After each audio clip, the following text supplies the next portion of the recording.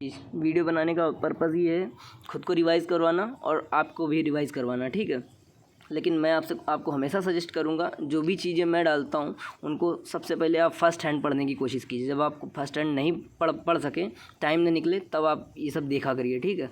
अब आते हैं वापस डेमोक्रेसी के ऊपर। कभी भी आपको कुछ भी लिखने के लिए आएगा तो आप इस टॉपिक में ये सब चीज़ें इस्तेमाल कर सकते हैं। पहली लाइन, डेमोक्रेसी को मैम ने बोला कि क्वालिफाइड डेमोक्रेसी। क्वालिफाइड डेमोक्रेसी का मतलब कि जब अमेरिका आज़ाद हुआ था 1776 4 जुलाई, तो उस समय जो उनकी सबसे पहली डेमोक्रेसी थी ना, वो बहुत ही स्ट्रॉन्ग डेमोक्रेसी नहीं थी। बहुत सारी चीज़ें मिसिंग थी। फॉर एग्जांपल वीमेन राइट्स नहीं थे, ठीक है। राइट्स ऑफ रेशियल पीपल, वो भी नहीं था, पर डेमोक्रेसी थी।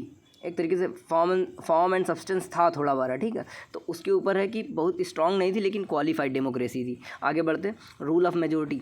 एक आइडिया है rule of majority to the rule of people, ठीक है। जो मेजोरिटी बोलता है वो सही है या रूल ऑफ पीपल सही है, मैं एक्सप्लेन नहीं करूँगा, आप समझदार हैं, आप समझ जाइए। मेरा ऑब्जेक्टिव ये है कि आप इन टर्म्स को एक बार सुनिए, जो टर्म्स आपके दिमाग में रहेंगे उनका इस्तेमाल करिए। तो तीसरा टर्म है वॉइस एंड चॉइस। डेमोक्रेसी में होता ये है कि आपको मौका मिलता है बोलने का, अभिव्यक्ति की आज़ादी होती है, आपको चुनने का अधिकार होता है ना। We elect our representative, okay. चौथा पॉइंट है treats people as thinking minds. Democracy में होता ये है कि हम ना दूसरे की, यानी कि अपने सिटीजन्स की जो एबिलिटीज़ है ना, उनको एक्सपैंड करने के लिए उनको कैपेबिलिटी अप्रोच नहीं है अमर सेन जी का, तो वही है कि डेमोक्रेसी में क्या होता है कि आप अपने सिटीजन्स के कैपेबिलिटीज़ को इम्प्रूव करने के लिए हेल्प करते हो, फैसिलिटेट करते हो प्रोसेस को। तो पांचवा पॉइंट क्या, accommodates diversity and difference. Diversity और डिफरेंस दोनों को जो है जगह मिलती है डेमोक्रेसी में, ठीक है। ऑटोक्रेसी में ऐसा नहीं होता। छठवां क्या है, फैसिलिटेट। क्या फैसिलिटेट करता है, growth and development, entrepreneurial spirit, ठीक है। सातवां क्या है, क्रिएट्स क्या क्रिएट करता है, इगैलिटेरियन सोसाइटी बनाता है डेमोक्रेसी, ठीक है।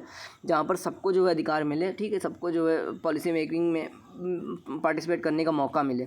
फिर क्या है कि it ensures civil, political, natural and human rights, builds conducive environment. तो इसमें याद रखिएगा कि कंड्यूसिव एनवायरनमेंट, ये वर्ड याद रखिए, इसको इस्तेमाल करिए। फिर ठीक है, फिर आप कैसे डेमोक्रेसी को देख सकते हैं। डेमोक्रेसी देखने के लिए आपके पास बहुत सारे डिफरेंट एंगल्स हैं। तो इनमें जो एंगल इस्तेमाल किए गए वो ये हैं कि पॉलिटिकल डोमेन में आप डेमोक्रेसी कैसे देखेंगे। अब हम लोग बात करेंगे डेमोक्रेसी में प्रॉब्लम्स क्या क्या है, ठीक है। बहुत सारी हैं, लेकिन लिखते वक्त दिमाग में नहीं आता बहुत सारा, ठीक है। तो जितना आ जाए उतना लिखना है और उसको इम्प्रूव करना है। पॉलिटिकल डोमेन में क्रिमिनलाइजेशन ऑफ पॉलिटिक्स एक चीज़ हो गया, वोट बैंक पॉलिटिक्स दूसरी चीज़ हो गई, people don't cast the vote, they vote their caste. ये बहुत इंपॉर्टेंट लाइन है, अगर याद रह जाएगी तो याद रखो, नहीं याद रह जाएगी तो फिर से पढ़ो, फिर से याद रखो, very important. People do not cast the vote, they vote their caste, okay. चौथा फिर क्या है, इलेक्शंस, ग्रेटेस्ट साइन पोस्ट मतलब बोल के कि हाँ इलेक्शन पहचान होती है डेमोक्रेसी की। Democracy hijacked by the electoral offences, ठीक है। Media manipulation, shells of democracy, कितना अच्छा फ्रेज है। तो shells of democracy without substance. जब डेमोक्रेसी में आप सबके अधिकारों को, मतलब जिस लिए बनाई गई ना डेमोक्रेसी, इसको उस नज़र से देखो जब डेमोक्रेसी शुरुआत में बनी थी नेशंस में, ठीक है ना। तो उस नज़र से देखो कि शेल्स ऑफ डेमोक्रेसी था, कि बहुत सारी चीज़ें नहीं थी उसमें, विदाउट सब्सटेंस। फिर अगला क्या, पॉलिटिक्स में आ जाएगा सरपंच पति वाला, यानी प्रॉक्सी रिप्रेजेंटेटिव। फिर इकोनॉमिक एंगल में क्या आ जाएगा, authoritarian regime, success and countries with too much democracy.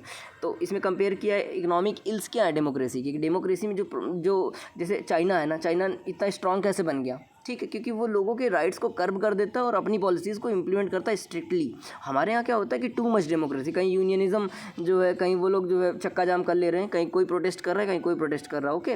वो वाला एंगल है यहाँ पे।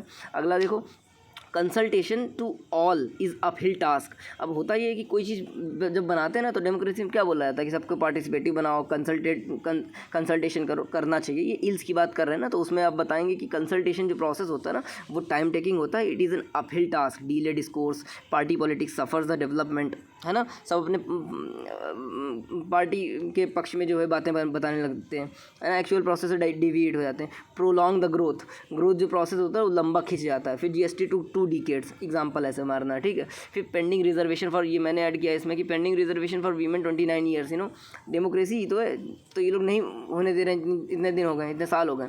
फिर इकोनॉमिक डेमोक्रेसी में क्या आ जाएगा, capitalism morphing into crony capitalism. Economic democracy की इल क्या है कि जो लोग लॉबी करते हैं, जो लोग फंड करते हैं, उन्हीं का जो सपोर्ट, उनके सपोर्ट की पॉलिसीज़ बनती है, और कैपिटलिज्म जो होता है क्रोनी कैपिटलिज्म कन्वर्ट हो जाता है। इसमें एग्जांपल डाल दो किसका, उबर फाइल्स का डाल दो, ठीक है। फिर डिजिटल मोनोपोली, गूगल और फेसबुक, यही सब डाल सकते हो।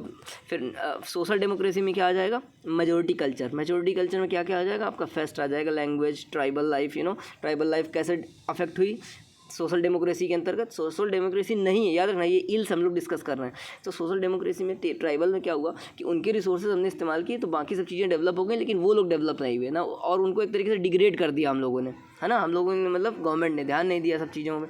फिर उसके बाद क्या है, riddled with problems of discrimination, inequality, denial of rights, social backwardness, not just poor people, ये मैंने लाइन ऐड करी कि not just poor people but poor spaces, है ना, तो ये एक अच्छी लाइन है। Democracy has not been able to give tangible answers to them, ये सब प्रॉब्लम्स हैं, इनके हम टेंजिबल आंसर नहीं निकाल पाए अभी तक, ठीक है। फिर अगला क्या है कि एनवायरमेंट डेमोक्रेसी में क्या, ग्लोबल कॉमन्स डैमेज हो गए। ग्लोबल कॉमन्स का मतलब होता है कुछ ऐसे क्षेत्र जहाँ पर सबका अधिकार होता है, जैसे कि ओशंस, ओके, जैसे कि आर्कटिक अंटार्कटिका, हाँ अंटार्कटिका, क्योंकि जैसे आर्कटिक में तो नेशंस है ना जो अपना क्लेम करते हैं, आर्कटिक काउंसिल बनाई हुई है। अंटार्कटिका जो इलाका है, जो नीचे वाला, आर्कटिक अंटार्कटिक, ठीक है, गड़बड़ हो जाता है थोड़ा सा, तो जो समझो कि नीचे वाला जो इलाका है ना वो किसी का नहीं है, वहाँ पर कोई कुछ भी नहीं कर सकता है जो नेचर को अफेक्ट करे, है ना। अगला देखो, हम प्रमोट कैसे कर सकते हैं इसमें। फिर क्या होता है, जब तुम डिस्कस करते हो, ये ऐसे की प्रैक्टिस करने की कोशिश कर रहे हैं, ठीक है, तो उसमें एक मैंने चीज़ नोटिस करी कि मैम क्या करती हैं, मैम पॉइंट लिख देती हैं सारे, उसके बाद बीच में आता है तो इंट्रोस्पेक्शन करती हैं, उन्होंने क्या क्या लिखा, वो कुछ क्वेश्चंस रेज करती हैं, है ना, ऐसे करके solution to all this exist through though they. फिर उसके बाद अगला जब स्विच करती हैं पार्ट 2 में, तो बताती हैं कि solutions exist but though they are far but within reach, ऐसे करके, ठीक है। उसके बाद अगला पार्ट में बताया कि आरटीआई लेकर आए हम लोग, डेमोक्रेसी की स्ट्रेंथन कैसे कर रहे हैं, आरटीआई लेकर आ गए। फिर सोशल डिफिशियंसीज़ को हमने कैसे पूरा किया, अफर्मेटिव एक्शंस इस्तेमाल किए, freedom to preserve culture languages. फिर जेंडर बैलेंस इन पॉलिटिक्स, उसमें एग्जाम्पल दे दो तुम अफ्रीकन कंट्रीज़ का, रवांडा का एग्जाम्पल दे दो, है ना, तो और बताओ एथियोपिया का एग्जांपल दे दो, 50% है वहाँ पे, ठीक है। इट्स स्पिल ओवर इफेक्ट, अगर हम जेंडर में होता है, अगर पॉलिटिक्स में जेंडर बैलेंस हो जाता है तो उसके स्पिल ओवर इफेक्ट भी होते हैं अगल बगल, जैसे कि साइंस में बढ़ावा मिलता है, जैसे कि प्रॉब्लम्स जो होती हैं वीमेन की, वीमेन लोग ज़्यादा अच्छे से हैंडल करते हैं। फॉर एग्जाम्पल पीरियड पावर्टी जो है बहुत ही इंपॉर्टेंट कॉन्सेप्ट है, तो अभी तक हमारे देश में देखो नहीं हो पाया, even though we have considerable number of women representative, तो ये एक इशू है, ठीक है, धीरे धीरे इम्प्रूव करेंगे अपन। फिर और भी क्या है कि हेडिंग कैसे लिखते हैं, democracy better than the best, तो ये बहुत ही एक यूपीएससी का क्वेश्चन था कि there are better practices to the best practices, उसमें नहीं समझ में आया था, लेकिन आज इसको पढ़ा तो मुझे समझ में आया कि उसको आंसर कैसे करना, ठीक है। फिर democracy a remedy worse than malady, तो इसमें प्रॉब्लम्स बतानी है कि डेमोक्रेसी की प्रॉब्लम्स क्या है। फिर कुछ कोटेशंस हैं जिन्हें आप इस्तेमाल कर सकते हैं, कोटेशंस के लिए मैं अलग से बताऊंगा, मतलब, और है ना, तो लेकिन फ़िलहाल आप इनको याद रखिए कि विंस्टन चर्चिल ने कहा कि once remarked the democracy is the worst form of government except all the other forms of government that have been tried so far. Basically Winston Churchill ने बोला कि डेमोक्रेसी जो है, मतलब स्वीकार किया कि डेमोक्रेसी बहुत अच्छी नहीं है, और उसके बाद उन्होंने ये बताया कि जो अब तक की गवर्नमेंट रही है लेकिन उनसे सबसे अच्छी है, ऐसा बोला, मतलब, ठीक है। फिर अगला क्या है कि एक बहुत ही इंपॉर्टेंट आइडिया ये है कि a government of the people, by the people, for the people, ये क्या है, ये है distorted form of democracy, okay. फिर अगला क्या है, a great democracy must be progressive democracy, और it serious to be great democracy, it ceases to be, serious नहीं लिखा होना चाहिए यहाँ पर, सीज होना चाहिए। A great democracy must be progressive democracy और it ceases to be a great democracy, ठीक है। फिर बी आर अम्बेडकर जी का आइडिया है कि was the opinion that greatest strength of democracy lies in the ability to bring revolutionary changes without bloodshed. जब कभी भी आप रिवोल्यूशन की बात कीजिएगा, हमेशा ब्लडलेस शब्द का जरूर इस्तेमाल करिएगा, मैंने कल ही पढ़ा था इसके बारे में, कोर्ट ने कमेंट किया था उसके ऊपर, ठीक है। जब भी कभी रिवोल्यूशन शब्द का इस्तेमाल करिएगा, हमेशा ब्लडलेस शब्द का उसके साथ में इस्तेमाल करिए। जब मैंने आज ये कोट पढ़ा बी आर अम्बेडकर जी का, तो मुझे लगा कि हाँ, इट इज़ फॉलोड प्रैक्टिस।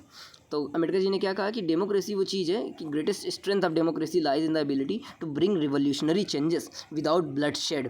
तो ये सब था आज डेमोक्रेसी के ऊपर, इसमें जितना आप याद रख सकते हैं याद रखिए, कहीं आपको दिखाई पड़े डेमोक्रेसी तो आप इस्तेमाल कीजिए कि वॉइस एंड चॉइस देता है, treats people as thinking mind, accommodates diversity and difference, ensures, क्या इंश्योर करता है, कंडीशन एनवायरनमेंट बनाता है, और राइट्स इंश्योर करता है, क्रिएट करता है, क्या इगलिटेरियन सोसाइटी बनाता है। फिर प्रॉब्लम्स में लिखेंगे तो प्रॉब्लम्स आप लिख लेंगे अपने मन से, लेकिन शुरुआत की कुछ अच्छे अच्छे फ्रेजेस थे जिन्हें आप इस्तेमाल कीजिए, ठीक है। बाकी धन्यवाद।